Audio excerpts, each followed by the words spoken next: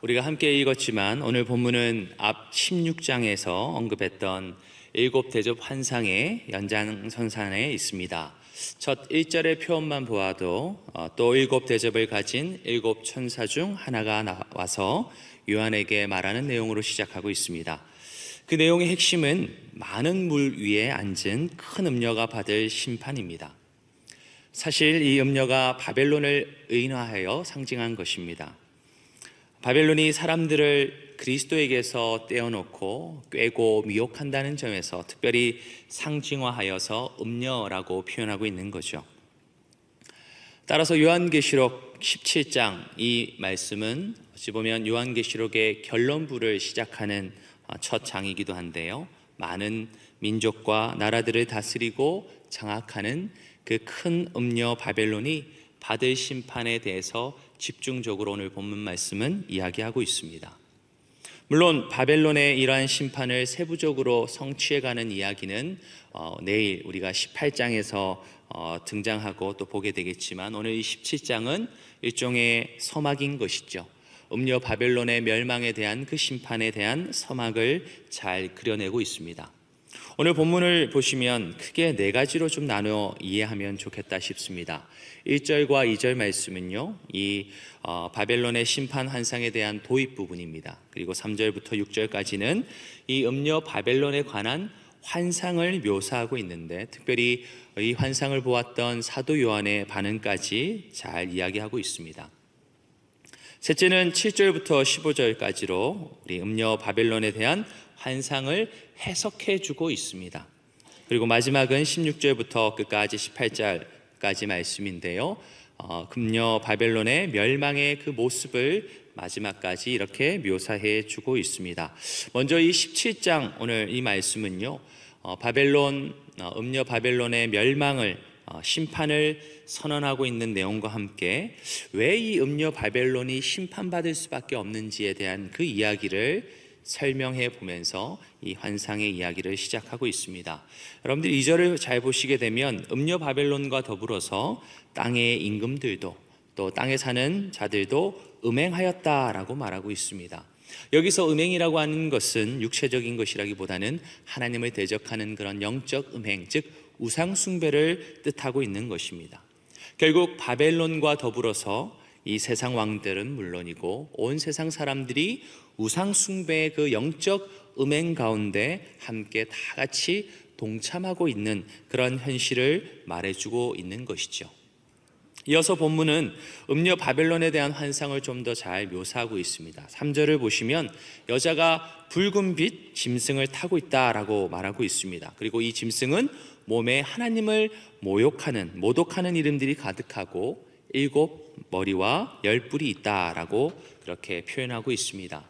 이 기이한 모습은 우리가 꽤 오래전에도 다루었지만 13장에 표현하고 있는 뿔이 10이요 머리가 7으로 바다에서 나온 짐승과 동일한 것으로 우리는 이해할 수 있습니다. 그런 점에서 이 음녀 바벨론은 그 당시의 로마 제국을 상징하고 있는 것입니다. 또한 그 제국을 다스리던 많은 그 정치적인 황제들이 바로 여기서 말하고 있는 7 머리와 10 뿔을 가진 짐승으로 표현되고 있는 것이죠. 따라서 여자가 짐승을 타고 있다는 이 표현처럼 뗄래야 뗄 수 없는, 그래서 로마 제국과 그 로마 제국을 다스리던 그 황제들 사이에 깊은 그 하나 되어 있는 관계를 오늘 이 환상은 우리에게 설명해 주고 있습니다. 한편 4절에 보시면 음녀인 이 여자는 매우 사치스러운 옷을 입고 있죠. 그리고 금과 보석과 진주를 이렇게 꾸미고 있습니다. 심지어는 금잔을 가졌는데 거기에는 가증하고 음행의 더러운 것 투성이다라고 묘사하고 있습니다. 이 여자는 6절의 표현처럼 성도들의 피와 그리고 예수의 증인들의 피에 취해 있습니다. 그런 점에서 궁극적으로 우리 하나님의 백성인 흰옷을 입은 주의 정결한 신부와는 전혀 다른 이미지를 우리에게 보여주고 있습니다. 그래서 이 환상을 보고 있는 사도 요한은 크게 놀랍게 여겼다라고 오늘 말씀 속에서 고백하고 있는 거죠. 자, 여기까지 보면 우리가 사도 요한이 음녀 바벨론과 그리고 짐승에 대한 환상의 내용을 말해주고 있는 것을 보게 됩니다. 알듯하지만 제대로 이해하기 어려운 그런 환상의 이야기인 것이죠. 그런데 감사하게도 그 환상의 의미를 지금 성경이 직접적으로 이제 해석해주고 있습니다. 그 말씀이 이제 7절부터 시작되는데요. 여기 보시게 되면 짐승에 대해서 특별히 오묘한, 좀 이해할 수 없는 말로 표현하고 있습니다. 우리 8절 말씀인데 우리 다 같이 한번 8절 말씀 읽어보겠습니다. 시작. 내가 본 짐승은 전에 있었다가 지금은 없으나 장차 무적행으로부터 올라와 멸망으로 들어갈 자니 땅에 사는 자들로서 창세 이후로 그 이름이 생명책에 기록되지 못한 자들이 이전에 있었다가 지금은 없으나 장차 나올 짐승을 보고 놀랍게 여기리라. 자, 이 말은요, 그리스도의 십자가와 또 부활과 승천 사건 때문에 이제 짐승이 결박을 당해서 무기력한 상태인 것을 상징적으로 말해주고 있습니다. 다시 말하면 과거 예수 그리스도께서 오시기 전에는 이 짐승이 마음대로 활동을 했었죠. 그러나 예수 그리스도께서 이 땅에 오신 이후로는 결박을 당한 상태다라고 말해주고 있는 것입니다. 그리고 예수님이 재림에 오실 그 가까운 때가 되었을 때 무적행으로부터 올라와서 짐승이 마지막 발악을 하며 자기의 모든 힘을 사용해서 교회 공동체를 공격할 것이지만 결국은 그 공격이 성공적인 모습으로 보이는 듯 해도 결국은 무엇이죠? 오래가지 않고 결국은 멸망에 들어갈 것이다 라고 지금 말해주고 있는 것입니다. 우리가 특별히 보아야 될 것은요, 우리가 제대로 이해할 것은 짐승의 운명이 무엇이라고요? 반드시 멸망하게 될 것이다 라는 것입니다. 사실 이것이야말로 고난과 환난 속에, 시련 속에서 끝까지 믿음을 지켜가고 있는 그리스도인들에게, 성도들에게 큰 소망을 주는 근거가 아닐까 싶습니다.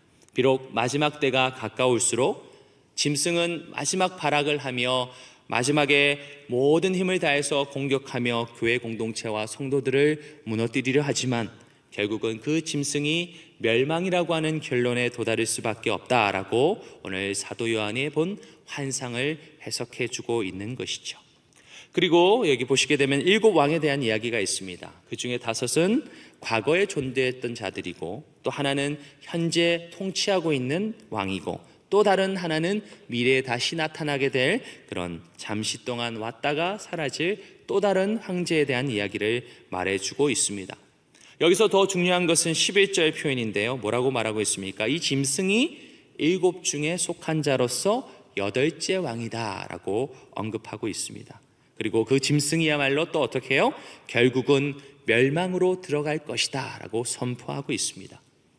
성도 여러분, 사도 요한은 우리가 다 이해하기 어려운 이 환상의 이야기를 해석해 가면서 우리에게 두려움을 주려는 것이 아닙니다. 오히려 음녀와 짐승의 존재가 마주하게 될 결론이 무엇이라고요? 멸망이다. 종국에는 그 짐승과 음녀가 멸망의 심판을 받게 될 것이다 라는 얘기를 해주면서 우리에게 아름다운 그 믿음의 결말이 두려움이 아니라 우리에게 약속되어 있는 소망인 것을 말해주고 있는 것입니다. 자, 12절을 한번 더 보시겠습니다. 12절에 가보면 이제 짐승의 열불에 대한 해석을 말하고 있습니다. 12절에 그 열불은 우선 문자적으로 아직 나라를 얻지 못한 열왕이라고 표현하고 있죠. 어찌 보면 이것은 결국은 한 기간 동안의 권세를 가지고 있는 막강한 세력을 의미하는 것이다 라고 볼 수 있습니다. 그래서 짐승과 더불어서 한동안 권세를 받는데 이 열불이 한 뜻을 가지고 자기의 능력과 권세를 누구에게요? 이 짐승에게 준다라고 말하고 있습니다. 그렇게 연합을 이루어서 어린 양을 향하여 대적하여 종말적인 전쟁을 일으키게 된다라고 말하고 있습니다.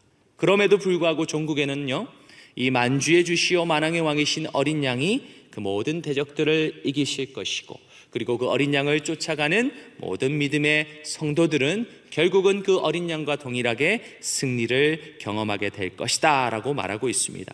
비록 악한 권세들이 마지막 때를 바라볼수록 발악하듯 힘과 권세를 휘두르면서 교회를 공격하고 성도들을 공격하면서 어린 양 예수 그리스도를 대적할지라도 그런 큰 엄청난 공세가 있음에도 불구하고 어린 양 예수 그리스도와 그분을 따르는 믿음의 성도들은 종국적인 승리를 얻게 될 것을 확신할 수 있는 것입니다. 성도 여러분, 이것이 얼마나 기쁜 소식입니까? 이것이 얼마나 감격스러운 약속입니까? 믿음의 경주를 달려가면서 마지막 때를 더할수록 우리는 악한 권세가 기승을 부리는 이 현실의 삶을 바라보게 됩니다. 그럼에도 불구하고 우리의 대장 되시는 예수 그리스도, 그 어린 양께서 승리하실 것이고 그분을 향하여 계속해서 그분만을 바라보며 나아가는 우리 귀한 믿음의 성도들은 하나님께서 내버려 두지 아니하시고 보호해 주실 뿐만 아니라 결국은 그 어린 양과 함께 승리할 것이라고 우리에게 분명히 약속하고 있습니다. 따라서 오늘 본문 마지막 부분인 16절부터 18절 끝까지 내용은 그렇기 때문에 음녀 바벨론은 최후 심판, 비극적인 멸망을 당하게 될 것을 설명해 주고 있습니다.